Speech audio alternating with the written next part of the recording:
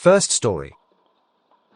In the heart of a city shrouded in darkness, radio waves danced through the airwaves, carrying tales of music, news, and entertainment to the sleepless souls of the night.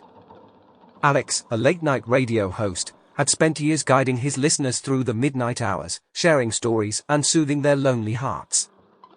Little did he know, his own story was about to take a terrifying turn. One moonlit night, as the clock struck midnight, Alex prepared to go on air, his voice a comforting lighthouse for those navigating the sea of darkness. As he adjusted his headphones and leaned into the microphone, an odd sensation crept over him. The air seemed charged with an eerie energy, and a sense of foreboding settled in his gut. As he launched into his usual routine, selecting music and reading dedications, a strange sound cut through the airwaves. It was a high-pitched hum, discordant note that grated against his eardrums. He paused, his heart pounding, and exchanged a bewildered glance with his sound engineer. But before he could speak, the hum morphed into a whisper, faint yet distinct. "Alex," the voice murmured, its tone a chilling blend of familiarity and otherworldliness. He swallowed hard, his fingers gripping the microphone. "Who's there?" he stammered, his voice betraying his unease. The whisper grew louder, a cacophony of disjointed words and phrases. "Awake, listen, beyond, find, freedom." His hands trembling, Alex signaled to his engineer to mute the broadcast. "What the hell is this?" he hissed, his eyes wide with disbelief. The voice continued, unfazed by their attempts to silence it. It spoke of forgotten places, of dreams turned to ashes, and of secrets buried deep within the earth. It spoke of darkness, of a realm beyond comprehension, and of an enigmatic being that hungered for release. As the night wore on, the voice persisted, its unsettling messages weaving a tapestry of fear and fascination. Alex's mind became a battleground between disbelief and curiosity as he struggled to comprehend the source of these broadcasts. He began researching, diving into archives and old recordings, hoping to find a clue that could shed light on the mystery. Days turned into weeks, and the voice continued to haunt his broadcasts, growing more insistent, more aggressive. Sleep eluded him as he obsessed over deciphering the messages, his mental and physical well-being spiraling into a nightmarish abyss. One fateful night, a phrase caught his attention amidst the whispers. "Abandoned station, at the edge of reality." With newfound determination, he embarked on a journey to uncover the truth, driven by the hope of ending this unsettling connection once and for all. Guided by the cryptic clues, he followed a trail that led him to an abandoned radio station on the outskirts of the city. The building was a decrepit shadow of its former self, its walls covered in layers of graffiti and decay. As he stepped inside, an oppressive air hung heavy, suffocating his breath. The interior was a maze of broken equipment and shattered windows. Amidst the ruins, he found an old transmitter, its dial stuck between frequencies. With trembling hands, he turned the dial, aligning it with the strange frequency from which the unsettling messages had originated. Static filled the air, crackling with an electric energy. And then, through the static, he heard it, the voice, stronger than ever before. It spoke of forgotten bargains, of promises unkept, and of a bond forged in the darkest corners of existence. Desperation fueled his actions as he tore at the wires and disconnected the equipment. But it was too late. The voice grew louder, its whispers becoming a deafening cacophony that echoed within his mind.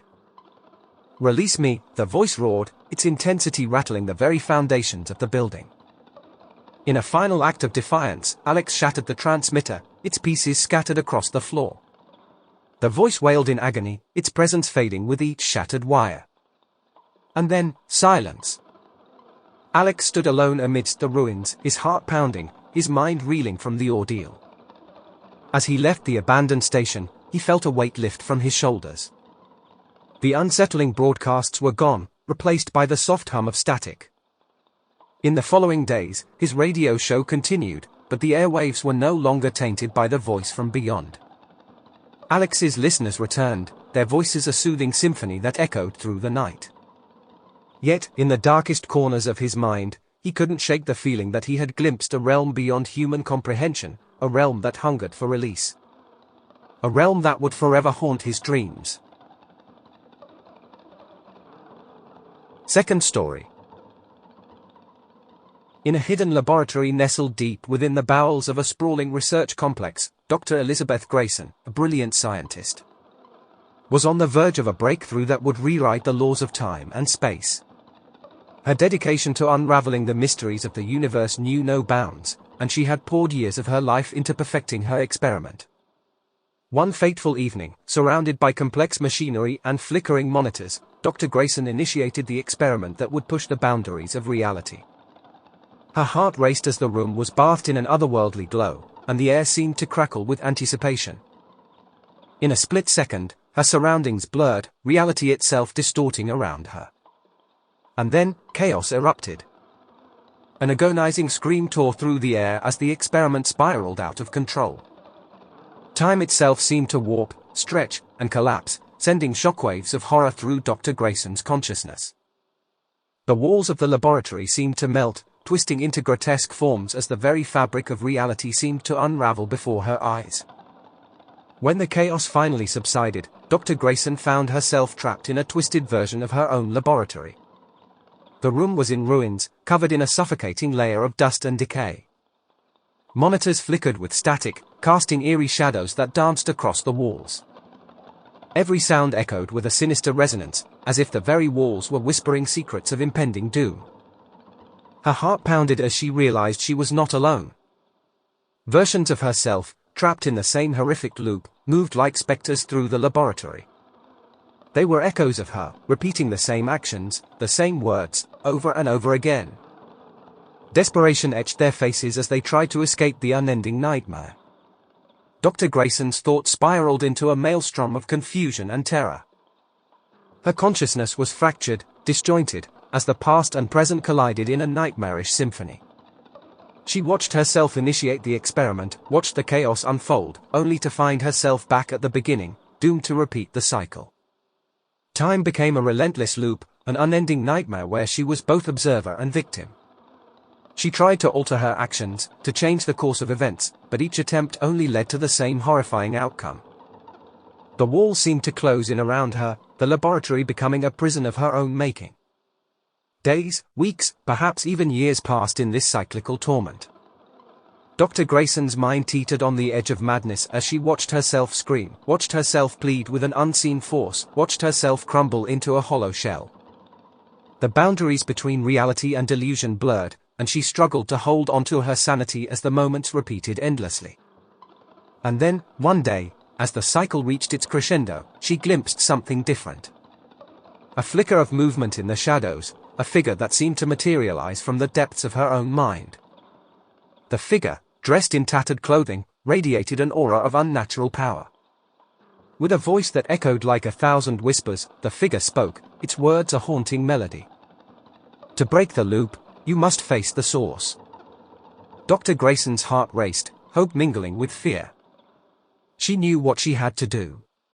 Gathering every ounce of her courage, she ventured deeper into the laboratory, the shadows closing in around her. The air grew thick with anticipation as she approached the heart of the experiment, the very source of her torment. With trembling hands, she reached out and touched the machinery, feeling the energy course through her veins. She closed her eyes, her mind a whirlwind of memories and emotions. And then, in a burst of blinding light, she confronted the chaotic force that had trapped her in this hellish loop. The force twisted and writhed, its form shifting and changing as if trying to break free from its own prison.